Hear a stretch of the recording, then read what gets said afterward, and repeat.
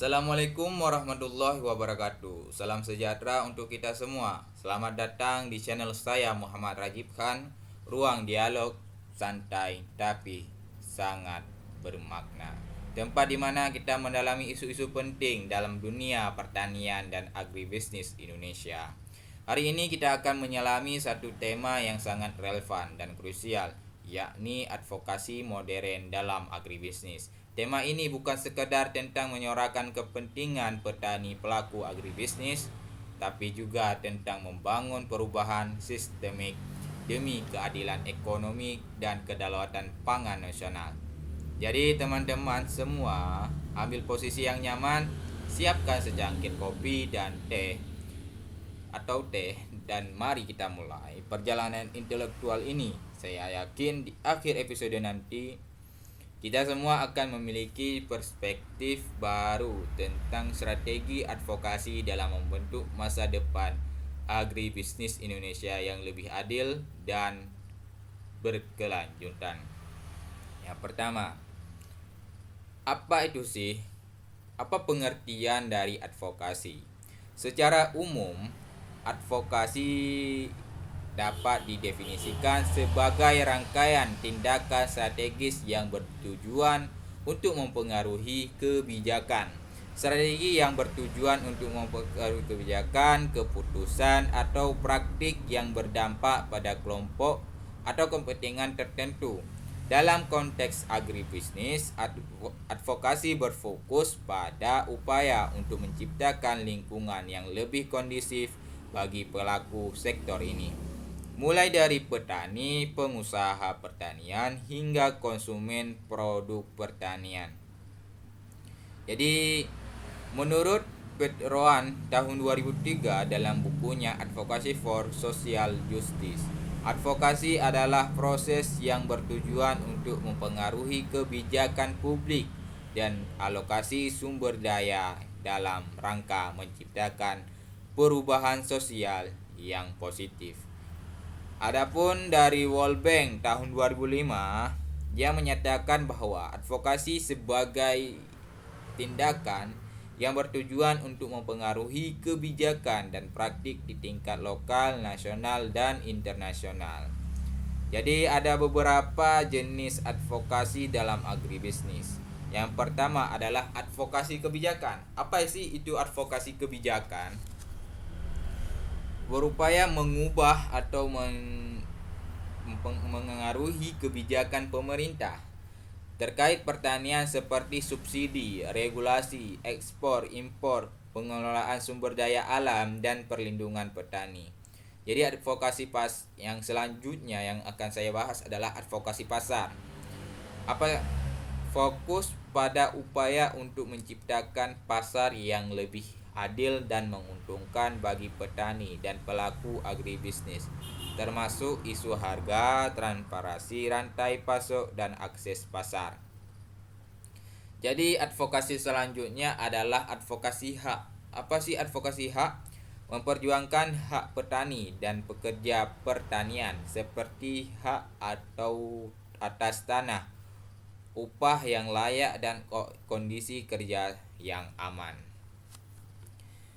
Yang selanjutnya adalah advokasi keberlanjutan, yang dimana advokasi ini mendorong praktik pertanian yang ramah lingkungan dan berkelanjutan, termasuk isu penggunaan pestisida, konservasi tanah dan air, serta adaptasi terhadap perubahan iklim. Advokasi konsumen mengedukasi dan melindungi hak-hak konsumen produk pertanian terkait kualitas tanaman pangan dan informasi produk. Jadi apa sih peran pentingnya advokasi dalam agribisnis? Jadi ada peran penting advokasi ini dalam agribisnis.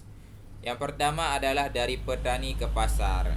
Advokasi membantu petani dalam menyuarakan kebutuhan dan tantangan mereka terkait akses pasar, harga yang adil, dan informasi pasar. Melalui advokasi, petani dapat membentuk organisasi atau kelompok kepentingan untuk memiliki daya tawar yang lebih kuat dalam rantai pasok. Contohnya, Advokasi dapat mendorong pembantuan koperasi petani yang mampu melakukan negosiasi harga yang lebih baik dengan pedagang atau pengolah hasil pertanian. Nah, yang kedua adalah dari petani dan ke pemerintah. Jadi advokasi menjadi jembatan komunikasi antara petani dan pemerintah. Petani dapat menyampaikan aspirasi mereka terkait kebijakan pertanian, infrastruktur, bantuan modal, dan program-program pemberdayaan melalui organisasi petani atau lembaga advokasi yang efektif dapat menghasilkan kebijakan yang lebih responsif terhadap kebutuhan petani, seperti alokasi anggaran untuk irigasi, subsidi pupuk yang tepat sasaran, atau perlindungan terhadap fluktuasi harga komoditas. Dari pasar ke pemerintah, pelaku agribisnis di tingkat pasar seperti mengolah hasil pertanian, distributor, dan eksportir juga memerlukan advokasi untuk menyampaikan kebutuhan mereka terkait regulasi perdagangan, standar mutu, infrastruktur logistik, dan kebijakan ekspor impor. Advokasi dari sektor ini dapat membantu pemerintah dalam merumuskan kebijakan yang mendukung pertumbuhan dan daya saing industri agribisnis secara keseluruhan. Jadi, apa sih perbedaan advokasi, kampanye, lobby, dan negosiasi? Jadi, kita sudah menyebutkan advokasi ini adalah serangkaian tindakan strategis untuk mempengaruhi kebijakan, keputusan, atau praktik yang berdampak pada kelompok atau kepentingan tertentu.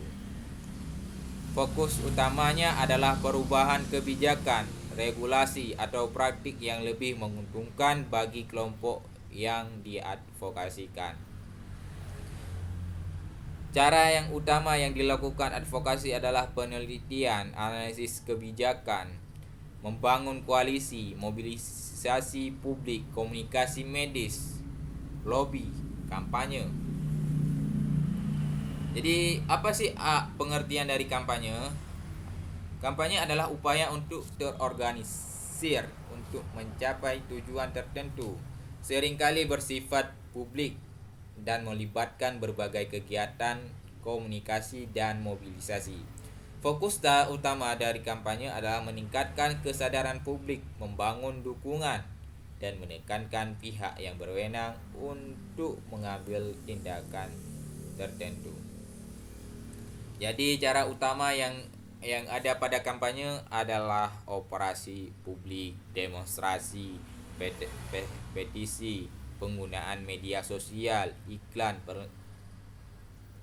penggalangan dana. Jadi yang selanjutnya adalah pengertian lobby. Lobby adalah upaya untuk mempengaruhi pembuatan kebijakan atau keputusan komunikasi langsung persuasif dengan individu atau kelompok yang memiliki kekuasaan. Jadi fokus utamanya adalah mendapatkan dukungan atau mempengaruhi keputusan dari pihak-pihak yang memiliki otoritas.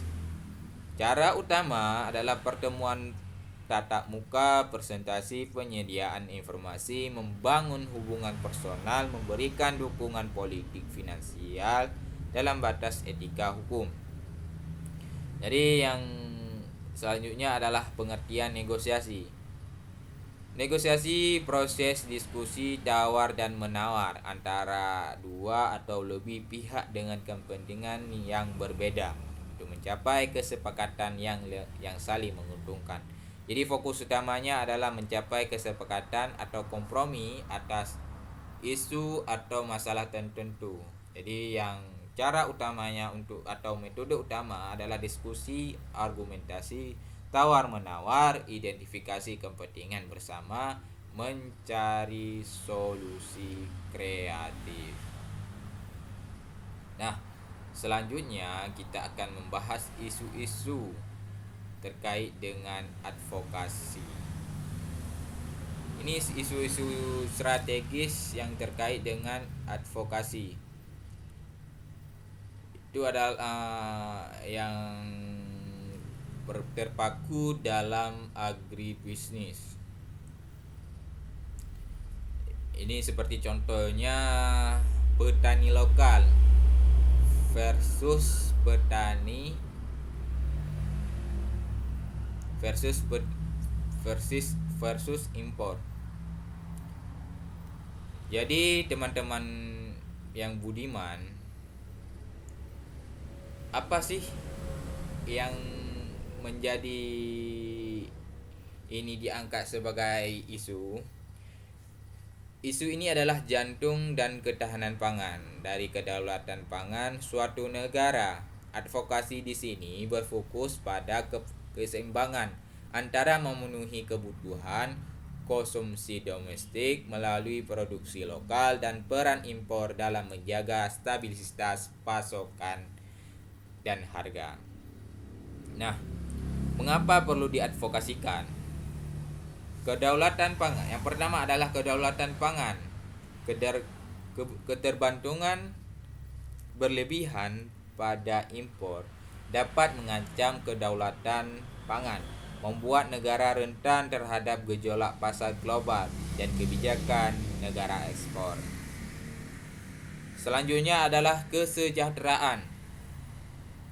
Petani lokal impor yang tidak terkontrol, terutama saat panen raya domestik, dapat menekankan harga produk petani lokal, mengakibatkan kerugian, dan menurunkan minat bertani. Yang selanjutnya adalah pembangunan ekonomi lokal. Jadi mendorong pangan lokal berarti mendukung rantai nilai di dalam negeri, menciptakan lapangan kerja, dan menggerakkan ekonomi pedesaan. Kualitas dan keamanan pangan. Kontrol kualitas dan keamanan pangan lokal seringkali lebih mudah diawasi dibandingkan dengan produk impor yang menempuh perjalanan jauh. Nah, poin-poin advokasi yang pertama adalah penerapan kebijakan perlindungan pasar yang adil bagi produk petani lokal, seperti tarif impor yang disesuaikan atau kuota impor yang bijaksana. Yang kedua adalah peningkatan investasi dalam produktivitas pertanian lokal, misalnya benih unggul, irigasi, pupuk. Yang selanjutnya adalah penguatan rantai pasok domestik untuk mengurangi biaya dan meningkatkan efisiensi distribusi pangan lokal. Yang selanjutnya adalah edukasi konsumen tentang pentingnya memilih produk pangan lokal dan musim. Jadi ada di isu keberlanjutan dan pertanian hijau atau green agriculture. Pertanian berkelanjutan adalah model pertanian mengintegrasikan aspek ekonomi, sosial, dan lingkungan untuk memenuhi kebutuhan pangan dan saat ini tanpa mengorbankan kemampuan regenerasi mendatang untuk memenuhi kebutuhannya. Green agriculture adalah sebagian integral dari ini, berfokus pada praktik ramah lingkungan. Isu keberlanjutan green agriculture mengapa diadvokasikan? Degradasi lingkungan. Praktik pertanian intensif yang tidak berkelanjutan dapat menyebabkan degradasi tanah, polusi air, hilangnya keanekaragaman hayati, dan emisi gas rumah kaca. Referensi terhadap perubahan iklim. Pertanian berkelanjutan dan hijau membangun resiliensi terhadap dampak perubahan iklim atau kekeringan, banjir, hama penyakit baru. Nah, saudara-saudara sekalian, yang selanjutnya adalah kesehatan konsumen.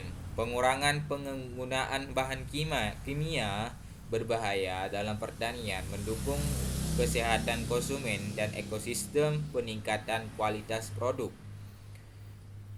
Ini peningkatan kualitas produk ini adalah praktik pertanian yang baik seringkali menghasilkan produk dengan kualitas lebih tinggi. Nah, poin-poin advokasinya. Yang pertama, insentif dan dukungan pemerintah untuk petani yang mengadopsi praktik pertanian organik, pertanian terpadu, agroforestry, dan penggunaan energi terbarukan. regulasi yang lebih ketat terhadap penggunaan pestisida, pupuk kimia sintetik, edukasi dan pelatihan bagi petani tentang praktik pertanian berkelanjutan. Yang selanjutnya adalah penciptaan pasar yang lebih besar untuk produk-produk pertanian keberlanjutan dan organik. Itu adalah poin-poin advokasi. Nah, jadi apa yang harus dilakukan advokasi ini adalah perlindungan petani, UMKM agribisnis dan akses pasar. Jadi petani dan UMKM agribisnis seringkali menjadi pihak yang rentan dalam rantai nilai agribisnis dalam menghadapi tantangan dalam akses modal, teknologi, informasi dan pasar yang adil. Jadi mengapa perlu diadvokasikan? Yang pertama adalah kesejahteraan ekonomi. Ini petani dan UMKM adalah tulang punggung agribisnis. Perlindungan mereka berarti perlindungan ekonomi desa dan komunitas. Yang kedua adalah inovasi dan diversifikasi. Ini dukungan bagi UMKM mendorong inovasi produk dan diversifikasi usaha di sektor agribisnis. Pengurangan kesenjangan. Akses pasar yang adil mengurangi kesenjangan antara produk kecil dan pemasaran besar dan pemain besar. Nah, poin-poin dari advokasi adalah penciptaan skema pembiayaan mudah diakses dan terjangkau bagi petani dan UMKM. Misalnya, kur khusus pertanian, subsidi bunga. Yang kedua adalah peningkatan akses terhadap teknologi informasi pertanian. Misalnya, penyuluhan aplikasi pertanian. Yang ketiga adalah pengembangan infrastruktur penyampaian pasca panen dan logistik untuk mengurangi kerugian pasca panen. Yang keempat adalah fasilitasi kemitraan yang adil antara petani UMKM dengan industri pengolahan atau retail besar. Yang kelima adalah perlindungan terhadap praktik monopoli atau oligopoli di pasar pertanian. Yang selanjutnya adalah pemberdayaan kelembagaan petani seperti koperasi kelompok tani untuk meningkatkan daya tawar. Isu kepentingan logistik agribisnis di daerah 3T. Ini ketimbangan infrastruktur dan akses logistik di daerah 3T. Apa sih itu 3T? Terdepan, terluar, tertinggal. Merupakan hambatan besar bagi pengembangan agribisnis menyebabkan biaya tinggi dan kesulitan distribusi. Nah, mengapa perlu diadvokasikan? Yang pertama kita bahas ini kawan-kawan. Disparitas. Yang pertama adalah disparitas harga. Nah, biaya logistik yang tinggi menyebabkan harga produk pertanian di daerah 3T menjadi mahal bagi konsumen. Sementara harga tingkat petani menjadi sangat rendah karena sulitnya akses ke pasar. Yang kedua, kenapa kita harus perlu diadvokasikan adalah kerugian pasca panen. Kurangnya fasilitas penyimpanan dan transportasi yang memadai menyebabkan tingginya tingkat kerugian pasca panen. Nah, yang selanjutnya adalah keterbatasan akses pasar. Petani di daerah 3T kesulitan menjual produk mereka ke pasar yang lebih luas, membatasi potensi pendapatan mereka. Nah, yang selanjutnya adalah pembangunan regional. Mengatasi ketimpangan logistik krusial untuk membangun ekonomi yang merata di seluruh wilayah. Jadi teman-teman, apa sih poin-poin advokasi untuk mencegah dari isu ketimpangan logistik agribisnis di daerah 3T? Yang pertama adalah peningkatan investasi pemecah dalam pembangunan infrastruktur jalan, jembatan, pelabuhan dan bandara di daerah 3T. Yang selanjutnya adalah pengembangan pusat-pusat pengumpulan dan distribusi produk pertanian di tingkat lokal dan regional.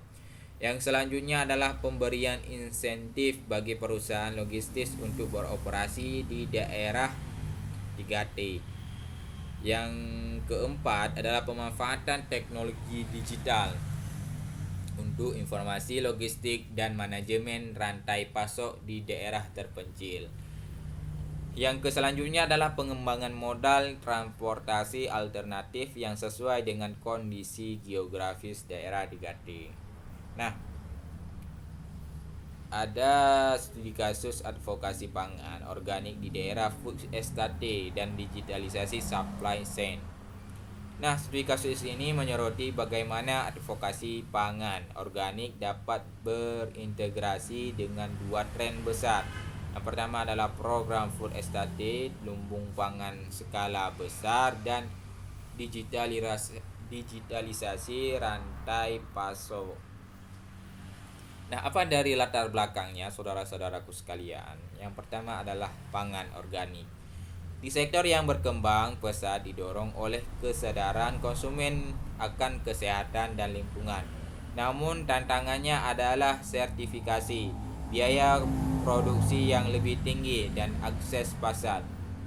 Food estate yang kedua adalah food estate atau program pemerintah untuk menciptakan kawasan produksi pangan berskala besar.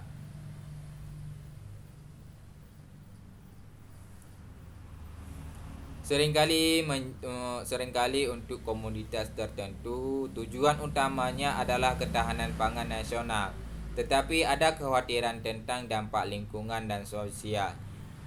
Digitalisasi supply chain ini adalah penggunaan teknologi AI, e-commerce untuk meningkatkan efisiensi, transparansi, dan keterlacakan dalam rantai pasok. Nah, isu advokasi dalam konteks ini yang pertama adalah konflik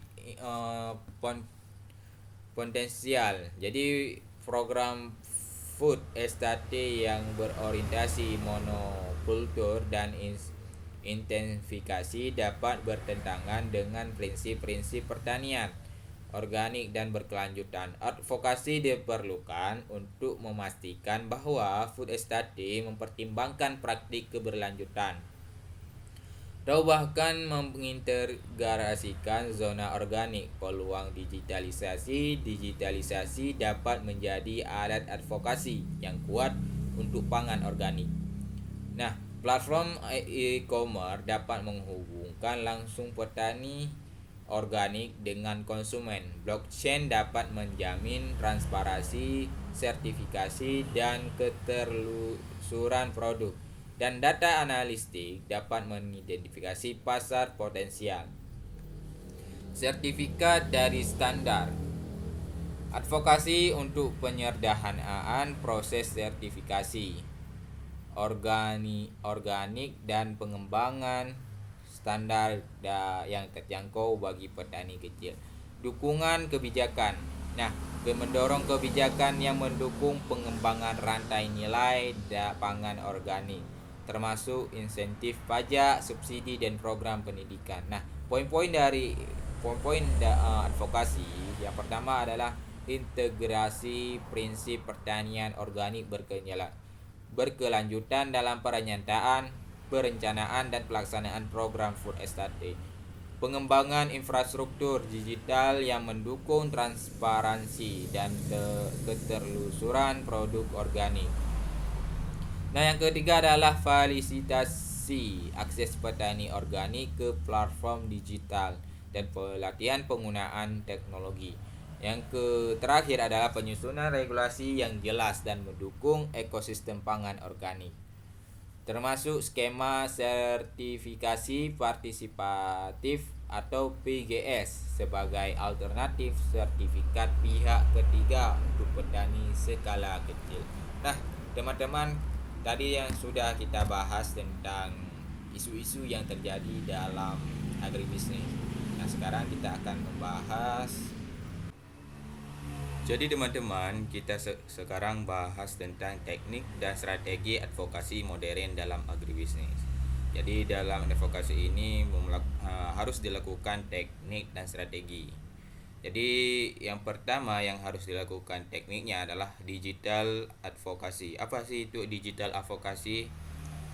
Di era digital telah mengubah langkah advokasi secara signifikan. Media sosial, petisi online, dan kampanye digital menjadi alat yang ampuh untuk menjangkau khalayak luas, membangun kesadaran dan mobilisasi dukungan.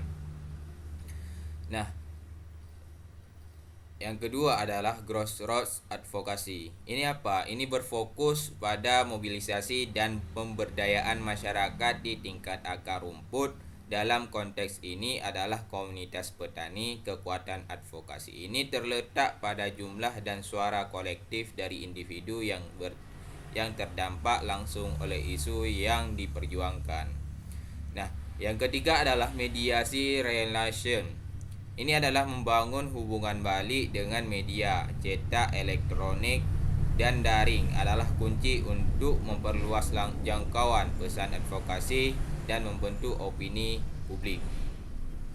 Nah, apa itu digital bagaimana memanfaatkan media sosial, petisi online, dan kampanye digital? Yang pertama adalah media sosial. Ini adalah platform seperti Twitter, Facebook, Instagram, dan YouTube memungkinkan para advokat untuk yang pertama adalah menyebarkan informasi. Dia berbagi fakta, data, cerita, dan analisis mengenai isu-isu agribisnis. Yang kedua adalah membangun komunitas. Nah, ini adalah menghubungkan dengan individu dan organisasi yang memiliki minat yang sama. Yang ketiga adalah mengorganisir aksi, mengumumkan acara, kampanye, dan cara-cara untuk terlibat. Yang selanjutnya adalah mempengaruhi opini publik. Ini adalah membentuk narasi dan merespon informasi yang salah atau merugikan. Yang ketiga adalah berinteraksi langsung dengan pembuat kebijakan. Jadi beberapa pembuat kebijakan aktif di media sosial dan dapat dipengaruhi oleh tekanan publik. Nah, yang selanjutnya adalah petisi online. Ini adalah platform seperti Check.org atau Avaz memungkinkan pengumpulan data tangan secara daring untuk mendukung suatu tuntutan dan atau perubahan kebijakan. Petisi online dapat dengan cepat mengumpulkan dukungan dalam jumlah besar dan memberikan tekanan kepada target advokasi. Yang selanjutnya adalah kampanye digital. Ini adalah melibatkan penggunaan berbagai saluran digital secara terorganisasi untuk mencapai tujuan advokasi. Ini bisa meliputi yang pertama adalah website dan blog sebagai pusat informasi kampanye, email marketing untuk membangun hubungan dengan pendukung dan memberikan pembaruan, iklan online untuk menjangkau audiens yang lebih luas, video dan infografis untuk menyampaikan informasi secara menarik dan mudah dipahami, penggunaan hashtag untuk memperluas jangkau pesan dan membangun percakapan di media sosial. Jadi yang selanjutnya adalah membangun organisasi petani yang kuat. Ini adalah mendukung pembentukan atau penguatan kelompok tani, koperasi, dan federasi petani agar mereka memiliki wadah untuk menyuarakan kepentingan bersama. Yang ketiga, yang selanjutnya adalah pendidikan dan pelatihan. Ini meningkatkan pemahaman petani tentang hak-hak mereka, kebijakan pertanian, dan cara berpartisipasi dalam proses pengambilan keputusan. Yang selanjutnya adalah mobilisasi aksi lokal. Ini adalah mengorganisir pertemuan, diskusi, demonstrasi, atau aksi kolektif di tingkat komunitas untuk menarik perhatian pada isu-isu spesifik. Yang selanjutnya adalah membangun koalisi dengan organisasi lain. Apa ini? Ini adalah bekerja sama dengan organisasi masyarakat sipil atau OMS, akademisi dan berkelompok lain dan memiliki tujuan yang sejalan. Mendokumentasi pengalaman petani, mengumpulkan data dan mengumpulkan cerita dan data dari lapangan untuk memperkuat argumen advokasi. Mengapa pemberdayaan petani penting? Suara yang lebih autentik. Petani adalah pihak yang paling merasakan dampak langsung dari kebijakan pertanian, sehingga suara mereka memiliki legitimasi yang kuat. Dukungan yang luas, mobilisasi komunitas petani dapat menghasilkan dukungan yang signifikan untuk kampanye advokasi.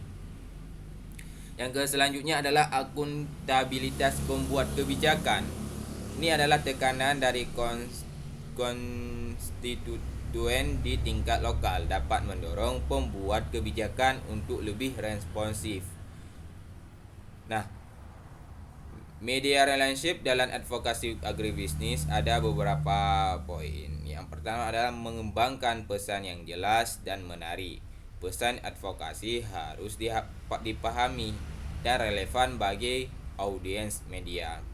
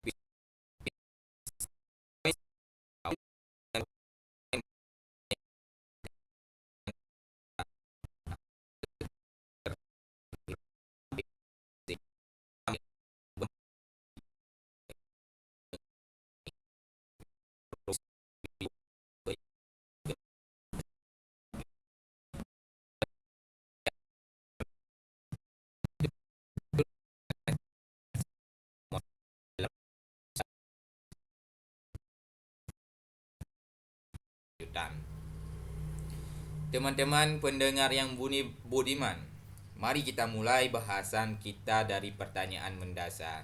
Apa sebenarnya yang membuat advokasi dalam agribisnis menjadi sangat penting? Jawabannya ada pada kompleksitas dan kedalaman masalah yang dihadapi sektor pertanian kita saat ini. Pertanian bukan hanya soal menanam dan panen. Pertanian mencakup kehidupan, mencakup keberlanjutan alam, mencakup struktur sosial pedesaan, dan tentu mencakup ketahanan nasional. Mari kita ambil suatu contoh yang nyata soal harga.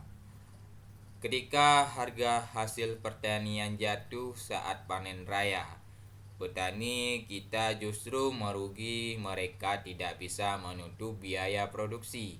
Sebaliknya, ketika harga naik di pasar, justru konsumen yang mengeluh. Dan ironisnya, petani tetap tidak mendapatkan keuntungan yang layak. Ini menunjukkan bahwa ada yang salah dalam sistem tata niaga dan distribusi pangan kita. Sistem pasar yang timbang membuat para petani kecil tidak memiliki posisi tawar. Disinilah advokasi menjadi penting untuk memperjuangkan kebijakan perlindungan harga dasar, memperkuat lembaga harga dasar, memperkuat lembaga distribusi petani seperti koperasi, dan mengurangi ketergantungan pada tengkulak atau pedagang besar. Selain itu, kebijakan impor juga menjadi isu krusial. Banyak keputusan impor diambil tanpa menghitung waktu panen lokal. Hasilnya, ketika petani kita panen, harga lebih jatuh karena pasar dibanjiri produk luar negeri yang lebih murah. Padahal kualitasnya tidak jauh berbeda. Ini menunjukkan bahwa kebijakan pangan nasional kita belum berpihak pada petani. Advokasi diperlukan agar pengambilan keputusan strategis dalam hal impor dan ekspor mempertimbangkan data produksi lokal, musim tanam, dan dinamika harga di lapangan. Kita juga harus bicara soal akses terhadap sarana produksi. Akses terhadap pupuk benih unggul adalah kunci untuk meningkatkan produktivitasnya. Namun, kenyataannya masih banyak petani yang kesulitan mendapatkan pupuk bersubsidi, atau jika tersedia, harga mahal dan tidak stabil. Tidak jarang distribusi pupuk dikuasai oleh pihak-pihak yang justru mempermainkan harga. Maka disinilah pentingnya peran advokasi untuk mendorong pengawasan distribusi subsidi, memperjuangkan akses yang merata dan adil, serta mendesak pemerintah untuk transparan dalam pelaksanaannya. Tak hanya itu, kita juga menghadapi tantangan besar. Dalam isu lingkungan, pertanian kita masih banyak bergantung pada bahan kimia sintetik. Pestisida dan pupuk anorganik digunakan secara masif tanpa memperhatikan dampaknya terhadap tanah, air, dan kesehatan manusia. Akibatnya terjadi degradasi lahan, pencemaran lingkungan, bahkan ancaman terhadap keanekaragaman hayati. Advokasi perlu mendorong transisi menuju pertanian berkelanjutan melalui pelatihan organik, konservasi lahan, dan insentif bagi petani yang menerapkan pertanian ramah lingkungan. Salah satu isu yang sering luput dari perhatian adalah akses informasi. Petani pelosok seringkali tidak mendapatkan informasi tepat waktu tentang harga pasar, cuaca, dan teknologi terbaru. Informasi ini justru dikuasai oleh perantara atau hanya tersebar di kalangan terbatas. Maka advokasi juga harus mengusung pentingnya sistem informasi pertanian yang terbuka, berbasis komunitas dan terhubung dengan teknologi digital. Di era perubahan iklim global seperti sekarang ini, kita juga tidak bisa menutup mata terhadap dampaknya pada pertanian. siklus hujan berubah, suhu meningkat, serangan hama menjadi lebih intensif. Petani adalah salah satu kelompok paling rentan. Kita perlu mendorong perlindungan sosial bagi petani, mulai dari asuransi pertanian, jaminan harga, hingga bantuan bencana berbasis data dan respon cepat. Semua itu hanya bisa terwujud jika kita bersuara, jika ada gerakan kolektif yang menyuarakan kebutuhan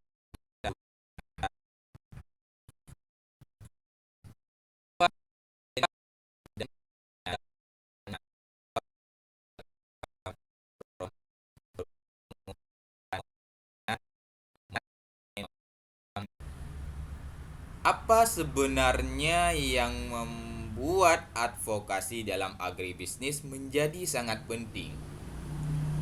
Jawabannya ada pada kompleksitas dan kedalaman masalah yang dihadapi sektor pertanian kita saat ini. Ambil contoh paling nyata, harga pangan. Ketika harga produk pertanian jatuh di saat panen raya, petani kita tidak bisa menutupi biaya produksi. Sebaliknya, ketika harga naik, konsumen menjerit dan petani pun kadang tetap tidak diuntungkan. Ini karena struktur distribusi yang timbang dan sistem pasar yang belum berpihak pada petani kecil. Disinilah advokasi dibutuhkan untuk mendorong regulasi yang adil, perlindungan harga dasar, dan keterlibatan negara dalam distribusi hasil pertanian. Belum lagi soal impor pangan. Banyak kebijakan impor dilakukan tanpa perhitungan dampaknya bagi produksi dalam negeri. Padahal Indonesia memiliki potensi pangan lokal yang besar. Advokasi sangat penting untuk mengarahkan kebijakan dengan pangan nasional agar berpihak pada kedaulatan pangan dan mendukung petani lokal. Masalahnya lainnya adalah akses terhadap sarana produksi, pupuk, benih, dan alat pertanian, ketimpangan distribusi, subsidi yang tidak tepat sasaran, dan dominasi pasar oleh segelintir perusahaan menjadi tantangan besar. Dalam konteks ini, advokasi bisa menjadi alat mengawal implementasi kebijakan. Mendorong transparansi distribusi pupuk hingga menuntut keadilan petani kecil yang selama ini sering terpinggirkan. Isu lingkungan juga tidak kalah penting. Pertanian kita masih banyak yang belum ramah lingkungan. Penggunaan pestisida berlebihan, pembukaan lahan dengan cara membakar, dan konversi lahan pertanian menjadi kawasan industri adalah contoh krisis ekologis yang harus dihadapi bersama. Advokasi menjadi penting dalam mendorong pertanian berkelanjutan, konservasi lahan, dan edukasi bagi petani. Semua persoalan ini tidak bisa diselesaikan hanya oleh petani sendiri. Dibutuhkan suara kolektif, dibutuhkan data, dibutuhkan narasi, dan disinilah advokasi menemukan maknanya. Sebagai alat untuk mengubah ketimpangan menjadi keadilan dan keresahan menjadi kebijakan. Setelah memahami mengapa advokasi itu penting, kita masuk ke tahap berikutnya. Siapa saja yang harus kita libatkan dalam perjuangan ini? Di dunia advokasi, mengenal stakeholder itu ibarat mengenali medan perang. Kita harus tahu siapa kawan, siapa lawan, dan siapa bisa jadi mitra strategi. Stakeholder dalam advokasi agribisnis sangat luas. Di lingkup pemerintah, ada Kementerian Pertanian, Kementerian Perdagangan, Kementerian Keuangan, hingga Kementerian Lingkungan Hidup. Mereka punya kewenangan dalam menyusun dan mengimplementasikan kebijakan. Maka penting bagi kita untuk memahami bagaimana struktur pengambilan keputusan bekerja dalam birokrasi ini.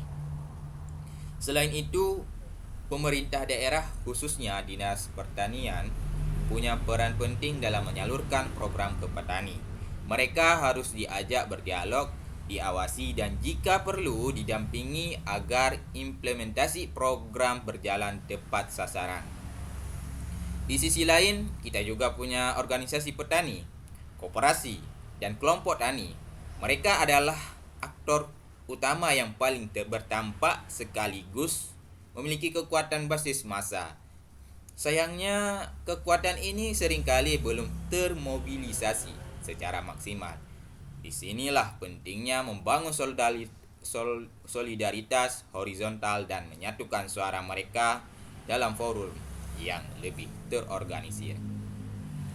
Jangan lupakan peran media massa dan media sosial. Mereka adalah kanal penyebaran informasi yang sangat strategis.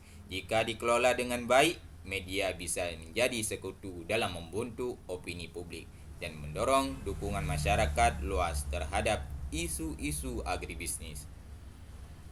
Kita juga punya akademis dan peneliti. Mereka bisa menyumbangkan data, analisis, dan landasan ilmiah untuk mendukung tuntutan kebijakan. Sementara itu, LSM dan aktivis bisa menjadi penghubung antara komunitas dan pengambilan kebijakan. Membangun koalisi berarti menyatukan semua kekuatan ini. Hal ini mudah memang karena masing-masing punya ketimpangan, bahasa, dan cara kerja yang berbeda. Tapi kalau kita bisa menemukan titik temu, yakni keinginan bersama untuk memperjuangkan keadilan agraria dan kesejahteraan petani, maka koalisi yang kuat bisa terbentuk.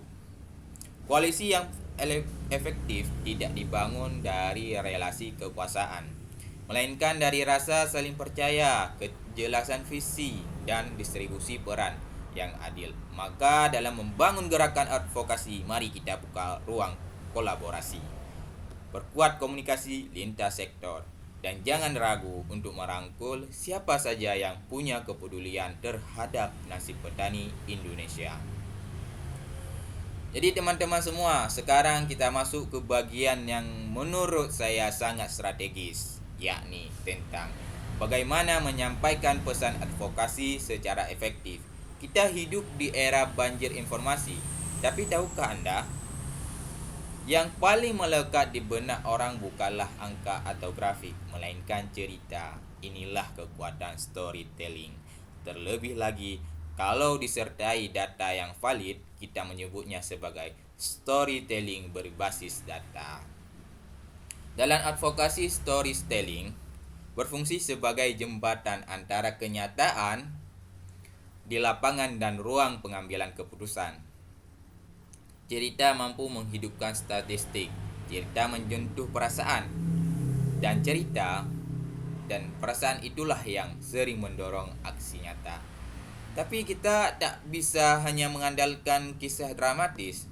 Kita juga harus membekalinya dengan fakta, data, dan konteks yang kuat.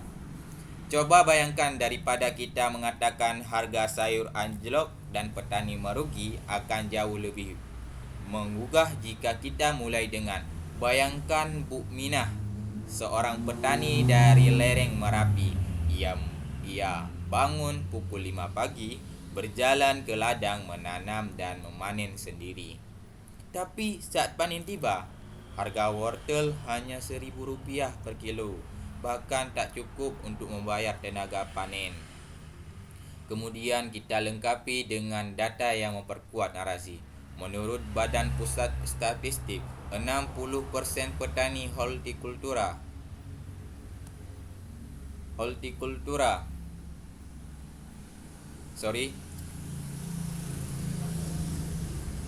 skala kecil mengalami kerugian selama panen 2022 akibat harga yang jatuh. Cerita seperti ini memiliki daya resonansi yang tinggi. Ia membuat pendengar merasa dekat, memahami, bahkan bergerak. Dan ketika disajikan dengan cara yang autentik dan martabat, cerita menjadi alat advokasi yang sangat kuat. Tidak cukup sampai di sana, kita juga perlu menunjukkan bagaimana solusi muncul. Misalnya, koperasi lokal membantu Bu Minah menjual hasil panen lewat platform digital. Dengan pelatihan dan dukungan komunitas, penghasilan Bu Minah meningkat dan keluarganya pun bisa hidup lebih layak. Inilah esensi dari cerita yang mencerahkan, bukan hanya menunjukkan masalah, tapi juga menggambarkan harapan. Untuk kamu yang sedang merancang kampanye atau presentasi advokasi, mulai dulu dari kisah nyata. Pilih tokoh yang punya perjuangan relevan. Tampilkan tantangannya, hadirkan datanya. Ragu bereksperimen dengan format, bisa video pendek, infografis, tweets, media sosial, bahkan podcast seperti ini. Jadi teman-teman, mari jadikan cerita sebagai senjata advokasi kita. Karena seringkali kebijakan berubah bukan karena angka semata, tapi karena satu kisah sederhana yang berhasil menyentuh hati dan membuka pikiran. Oke teman-teman, sekarang kita masuk ke bagian yang gak kalah penting, yaitu bagaimana kita bisa memanfaatkan teknologi digital untuk menyuarakan advokasi di era sekarang. Advokasi itu nggak melulu harus turun ke jalan atau rapat dengan pejabat. Lewat smartphone, kita bisa menjangkau ribuan bahkan jutaan orang. Inilah kekuatan advokasi digital. Sekarang pertanyaannya, gimana sih caranya? Pertama-tama, kenali dulu platform yang tersedia. Kita punya media sosial seperti Instagram, Facebook, Twitter, atau sekarang dikenal dengan nama X. Lalu ada TikTok, YouTube, dan WhatsApp. Masing-masing punya karakter dan audiens berbeda. Misalnya TikTok dan Instagram cocok buat video singkat, emosional, dan cepat menyebar. Twitter cocok buat diskusi cepat dan tagar. Sementara YouTube ideal buat konten edukasi dan dokumenter. Nah, sekarang bayangkan kita mau kampanye soal harga pupuk yang mahal dan sulit diakses. Bisa kita buat video pendek yang menunjukkan kesulitan petani saat membeli pupuk. Sertai dengan data, narasi yang menyentuh, dan solusi yang ditawarkan. Jangan lupa kasih tagar, misalnya hashtag pupuk adil atau tagar dukung petani. Dengan konsistensi dan gaya visual yang menarik, pesan ini bisa viral. Lalu kita punya alat bantu seperti Canva untuk membuat desain, Capcut untuk ngedit video, dan Google Trends untuk tahu topik apa yang sedang dicari orang. Kalau kita lihat misalnya pencarian tentang harga beras naik sedang tinggi, maka saat yang tepat buat kita masuk dengan narasi advokasi soal kebijakan harga. Yang menarik adalah advokasi digital itu bisa dilakukan siapa saja. Nggak perlu dijadi aktivis, nggak perlu jadi penjabat, mahasiswa, petani, muda, bahkan ibu rumah tangga bisa ikut menyuarakan asal tahu isunya dan tahu cara menyampaikan, maka suara kita akan bergema. Selain konten, petisi digital juga sangat ampuh. Kita bisa pakai platform seperti Change.org. Buat petisi sederhana misalnya, mendesak pemerintah menurunkan harga pupuk untuk membuka akses subsidi. Ajak orang tanda tangan, ajak teman-teman share. Dengan ribuan tanda tangan, kita bisa kirim petisi itu ke DPR atau kementerian.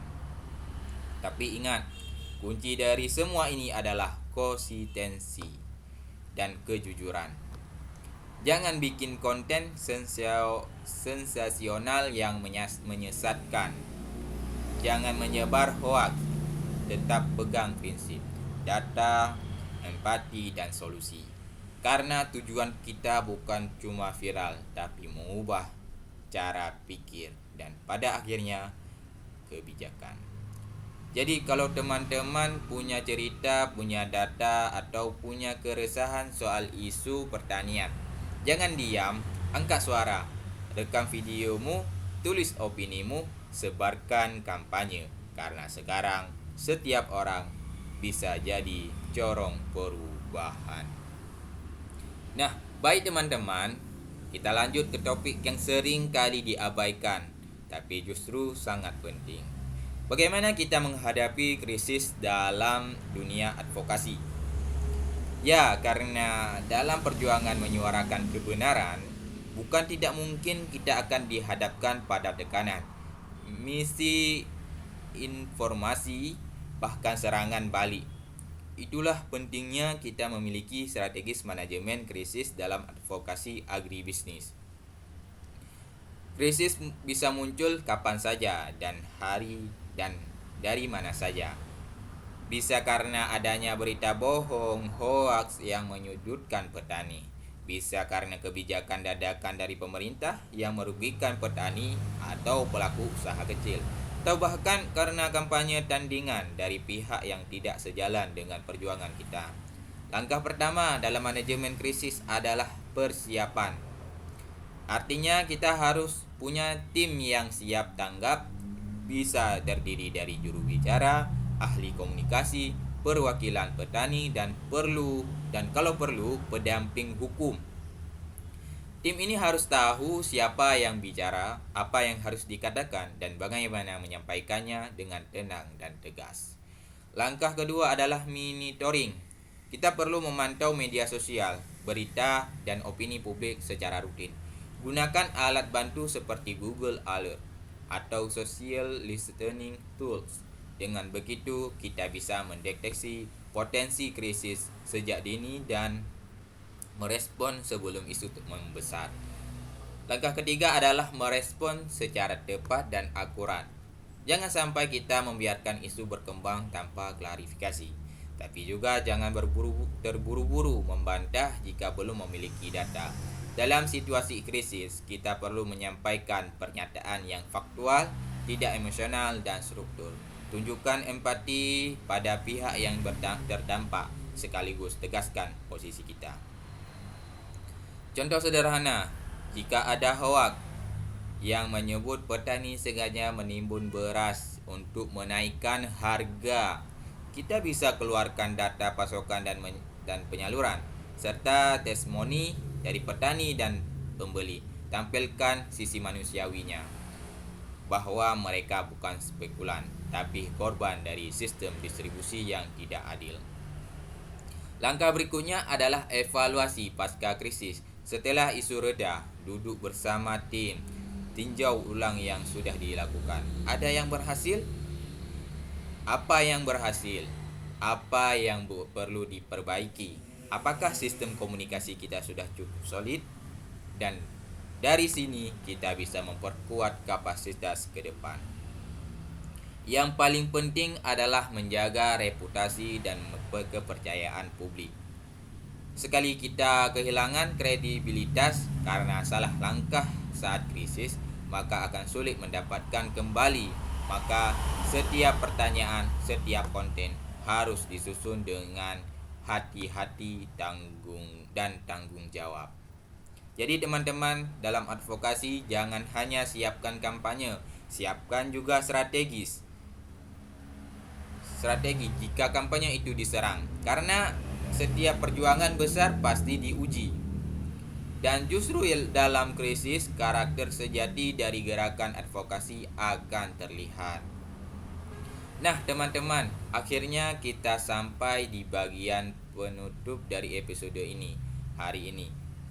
Tapi seperti kata pepatah, akhir bukanlah penutup, melainkan awal dari langkah baru. Dan saya harap dari apa yang kita bahas bersama selama beberapa menit yang lalu, telah tumbuh kesadaran baru di dalam diri kita, bahwa setiap dari kita bisa dan layak menjadi bagian dari gerakan perubahan. Apapun posisi kita saat ini, apakah kita seorang petani, mahasiswa, dosen, ASN, jurnalis, aktivis, atau bahkan hanya seorang konsumen biasa, kita semua punya peran dalam memperjuangkan agribisnis yang adil, inklusif, dan berkelanjutan.